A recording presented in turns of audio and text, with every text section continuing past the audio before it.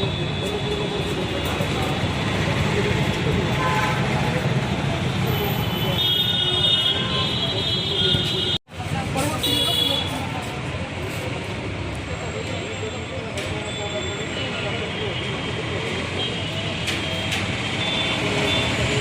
Scan का ये छोटा सिलेंडर नहीं है, सिटी स्कैन भी नहीं हो सकता। आप अब जाइए, अब गाड़ी लीजिए और जाइए यहाँ से। आपने मुझे बोला, आपने मुझे रात से क्यों यहाँ पे बता के रखा है 10,000 रुपए आपने मेरा सुबह वहाँ पे पेमेंट करवा लिया।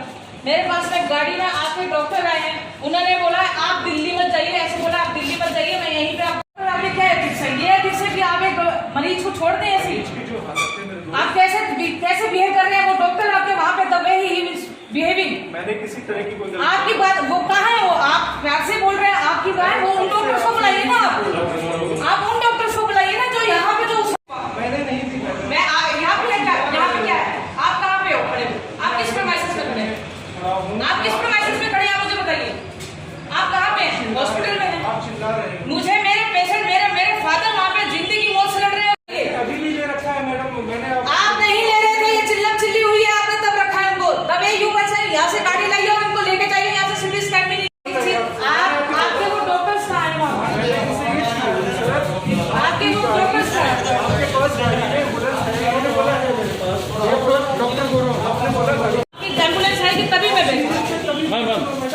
बताइए क्या समस्या, क्या आ जाइए यहाँ पे और यहाँ पे आपके एडमिट मिल जाएगा आपके पेशेंट को। यहाँ पे मैंने सुबह 10,000 रुपये पेमेंट किया, ये मेरे कज़न है यहाँ पर, उन्होंने मुझे यहाँ पे 10,000 रुपये पेमेंट किया, मेरे पास में उसकी स्लिप भी है। उन्होंने मुझे बोला कि वहाँ पे 12:15 बजे मेरे पास में डॉक्टर साहब आए हैं, डॉक्टर साहब ने मुझे बोला है कि डॉक्टर साहब ने मुझे बोला कि आप इनको दिल्ली मत लेके जाइए, मैं 5 बजे आपको यहीं पे बेड दूंगा, यहीं पे इनका इलाज करूंगा। मैंने उनको मैसेज पे लिखा है टिल इवनिंग, देख लीजिए आप, till evening please send some prescription. मैंने उनको ये भी लिखा। उसके बाद में आई एम फ्रॉम दिल्ली, अभी गाड़ी में चेक किया है आपने, मैंने प्रूफ किया है कि मैं ये। उसके बाद में इन्होंने मुझे ये दवाइयाँ दी। यहाँ पे दवाइयाँ दे लेने के बाद में यहाँ पे कैमरा लगा हुआ है, ये दवाइयाँ मुझे सारी इन्होंने मुझे बोला 5600 में, विच में 5600 रुपये, 5600 रुपये में मुझे ये दवाइयाँ। मेरे पास में अभी भी इनका बिल है, उस पर प्रिंटेड है, उसमें प्रिंटेड 320 रुपये और उन्होंने मुझे बिल में 520 रुपये की वो टैबलेट्स दी। 5600 रुपये से मैंने जब इनको बोला कि ये 5600 रुपये की कैसे हो गई, तो वो 5600 से घट के वो 3800 रुपये हो गया। मैंने फिर से पूछा कि 3800 रुपये कैसे हो गया। उसके बाद इन्होंने मुझे जवाब दिया कि डिस्काउंट है, ये 1600 रुपये की हो गई। मेरे पास में बिल रखा हुआ है, तो वो 5600 रुपये से 1300 रुपये 1600 रुपये के कैसे टैबलेट आ गई? क्या मैं पीएमओ ऑफिस हूँ, मुझे इतना अच्छा सा डिस्काउंट दे दिया? वो मुझे समस्या क्या मैम, समस्या क्या, असल समस्या बताइए। समस्या ये है कि मेरे पेशेंट को यहाँ पे बुलाया गया, मुझे वेट कराया गया। मुझे वेट क्यों कराया गया? अगर आपके पास में बेड ही नहीं था, अगर बेड नहीं था तो आप मुझे 12 बजे ही बोलते कि हमारे पास में बेड नहीं है, आप यहाँ से चले जाइए, आप 5 बजे मत आइए। मैंने 4 घंटे वेट किया। अगर मैंने 4 घंटे वेट किया होता तो वेंटिलेशन के लिए मैंने घूमना फिरना था। मैंने इनके लिए वेट करने के लिए नहीं, यहाँ पे मैंने कैसे कैसे अरेंज करके मैंने यहाँ पे खाटें लगाई है। मेरे अगर ये बोल रहे कि वेंटिलेशन की जरूरत थी तो इन्होंने तभी मुझे बोलना था कि इनको वेंटिलेशन की जरूरत है और इनको वेंटिलेशन पे ही लेके जाइए, मैं इनका इलाज नहीं करूंगा। इनको बोलना चाहिए था ना 5 बजे मुझे क्यों बुलाया? अगर ये मेरे पेशेंट को देख रहे हैं गाड़ी में तो इनको तब भी तो दिखना चाहिए था पेशेंट की हालत। क्या वो 5 बजे ही वेंटिलेशन की हालत हुई? वो 12 बजे वेंटिलेशन की हालत नहीं थी? क्या लगता है कि वेंटिलेशन के नाम से पैसे हड़पने की जैसी? जी बिल्कुल, जी बिल्कुल। मुझे पूरा श्योरिटी है कि किसी ऊपर से इनके पास में किसी पेशेंट का जरूर से जरूर सिफारिश आया है, इसलिए ये मुझे अवॉइड करने की कोशिश कर रहे हैं। क्योंकि मैंने सिर्फ एक एज अ सिटीजन मैंने इनसे एक रिक्वेस्ट मांगी थी, लेकिन वो सिफारिश होने की वजह से अब इनके ईगो पे बात आ गई। इनके ईगो इतनी ज्यादा हो गई है कि अब ये मेरे पेशेंट को हाथ भी नहीं लगाएंगे। और इन्होंने जिस तरीके से मुझे यहाँ पे मेरे पास रिकॉर्डिंग्स है, जिस तरीके से इन्होंने सबने मेरे साथ में बिहेव किया है, आप मुझे ये बताइए मैं अकेले अब अपने फादर को दिल्ली कैसे लेके जाऊँ? अगर उनको बीच में कुछ हो जाता है, हु इज रिस्पॉन्सिबल? अभी उनकी सैचुरेशन पॉइंट देखिए वो 71 हो गई है। क्या वो वेंटिलेशन बेड रखने वाले इंसान है?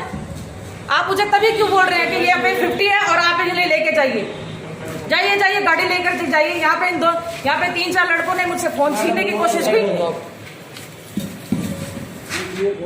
क्या नाम है मैडम आपका? मेरा नाम स्वाति है और मैं दिल्ली से हूँ।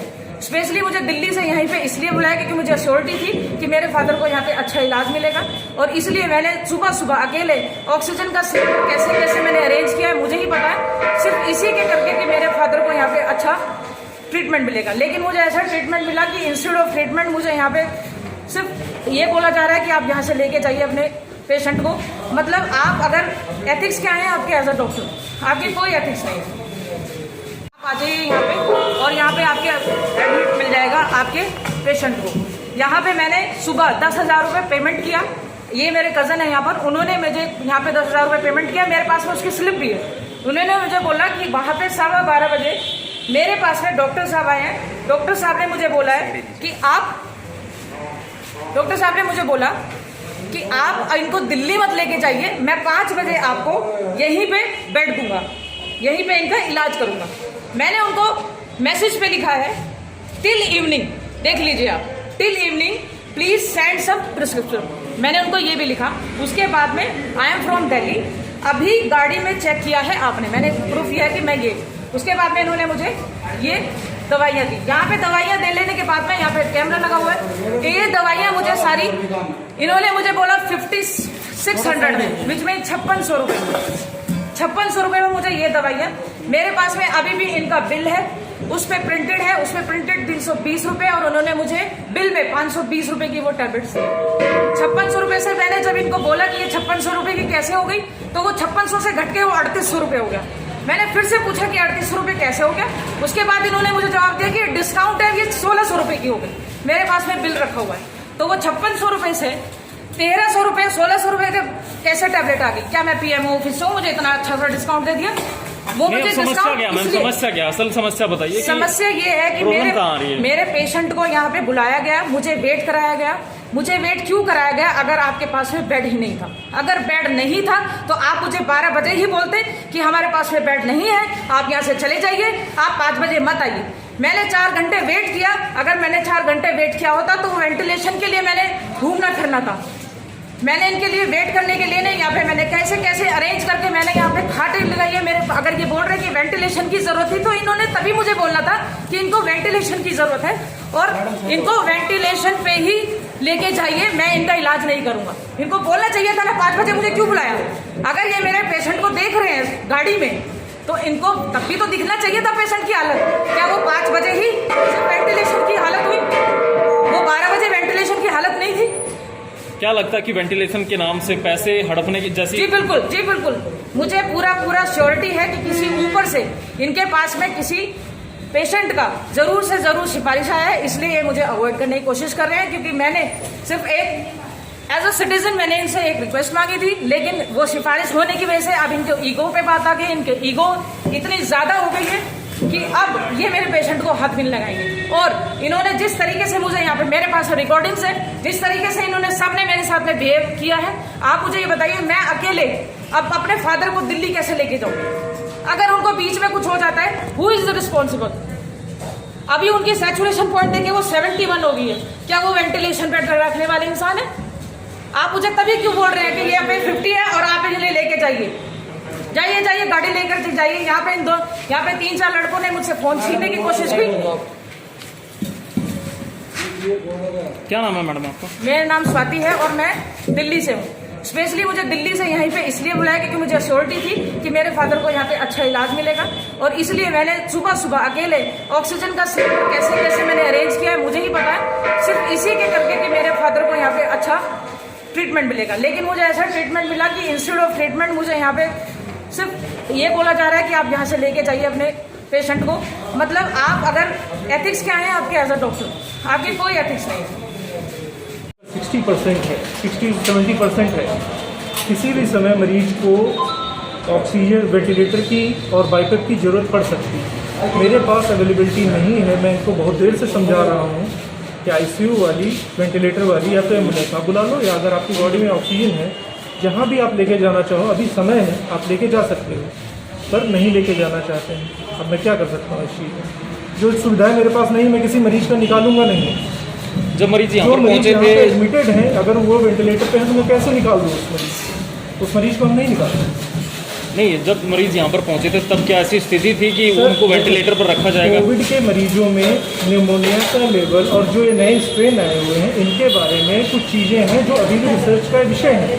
ठीक है, वो चीज़ें चल रही हैं। अभी जो चीज़ें मेरे सामने हैं मॉनिटर लगाने के बाद जो स्थिति है, मैं कोई गलत चीज़ नहीं बोल रहा हूँ, मैं इनको वही चीज़ बता रहा हूँ जो फैक्ट है। जो सेचुरेशन आ रही है मैं वही बता रहा हूँ। ऑक्सीजन पे अभी मेंटेन कर रहे हैं, वो भी 70%। अगर ज़रूरत इनको लगती है रात में वेंटिलेटर की, मेरे पास नहीं है, तो मेरा फॉल्ट है ना कि मैं वेंटिलेटर नहीं दे पा रहा हूँ, फिर भी मैं मरीज ले रहा हूँ। ये चीज़ गलत होगी, तो मैं वही चीज़ इनको बता रहा हूँ, मैं कोई गलत चीज़ नहीं बता रहा। मैं रिक्वेस्ट कर रहा हूँ, भैया लेके जाना है लेके जाओ, मैं मना नहीं कर रहा हूँ, पर ऑक्सीजन की ज़रूरत है। आप अपनी गाड़ी में ऑक्सीजन है अगर तो उसमें यूज़ कर लो। मेरे पास ऑक्सीजन की क्राइसिस है, सारे ऑक्सीजन सिलेंडर वाले सारे जितने हमारे वेंडर्स हैं, बहुत मुश्किल से हमें ऑक्सीजन मिल रही है। मेरे पास छोटा सिलेंडर रखा हुआ है, आपको मैं दिखा दूँगा, पर उसमें भी ऑक्सीजन नहीं मिल पा रही। मैं इनके पास ऑक्सीजन सिलेंडर है, मैंने इनसे बोला मैडम सीटी करवाना है, मैं सीटी करवा देता हूँ, आपका ऑक्सीजन सिलेंडर यूज़ कर लेते हैं। इन्होंने वो भी नहीं करवाया। मैं क्या करूँ, ये मेरा मरीज़ नहीं है सर, मैं अपने मन से इलाज तो नहीं कर दूंगा। जी जी, करवाना आपको पड़ेगा सर, चीज़ें आपको अरेंज करनी पड़ेगी। मैं क्या करूँ, मेरे पास जितने रिसोर्सेज हैं मैं उतने पे वर्क कर पाऊँगा।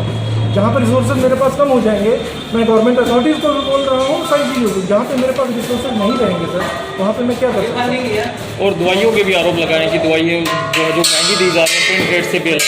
सर इन चीज़ों के बारे में मुझे कोई भी अंदाजा नहीं है। दवाइयाँ ना मैंने दिलवाई ना मैंने दी, तो मुझे उन चीज़ों को पता नहीं। मेरे को तो मरीज की बात है, मरीज की सेचुरेशन अभी भी 70 है, मरीज की जान की हालत है। मैं अभी फिर से बोल रहा हूँ कि इस मरीज को कभी भी वेंटिलेटर की जरूरत पड़ सकती है। मैं बार बार ये चीज़ इनको रिपीट कर रहा हूँ। इतनी देर से ये जो समय ये भी जाया हो रहा है, जाया हो रहा है और कुछ नहीं हो रहा। क्या नाम है सर आप? सर इस पेशेंट को वेंटिलेटर की ज़रूरत वैसे की जरूरत कभी भी पड़ सकती है। मरीज अभी भी 70 सेचुरेशन मेंटेन कर रहा है। मरीज को अभी भी किसी भी हायर सेंटर पे ले जाने की आवश्यकता है। मैंने उनको पहले ही बोला था, एनसी मेडिकल कॉलेज में शायद एक वेंटिलेटर पोर्टल पे अवेलेबल था, वहाँ पे लेके जा सकते थे, पर इन्होंने डिनाई कर दिया। अब मैं क्या करूँ सर, मैं यहाँ पे खड़ा हूँ पिछले 1.5 घंटे से मरीज के साथ। यहाँ पे अटेंडेंट भी बाहर चले जाते हैं, मैं यहाँ खड़ा हुआ हूँ। क्या नाम है सर आपका? मैं क्या करूँ? नाम बताइए सर अपना। डॉक्टर उद्भव सिंह मेरा नाम है, मैं यहाँ पे मैनेजर हूँ। ठीक।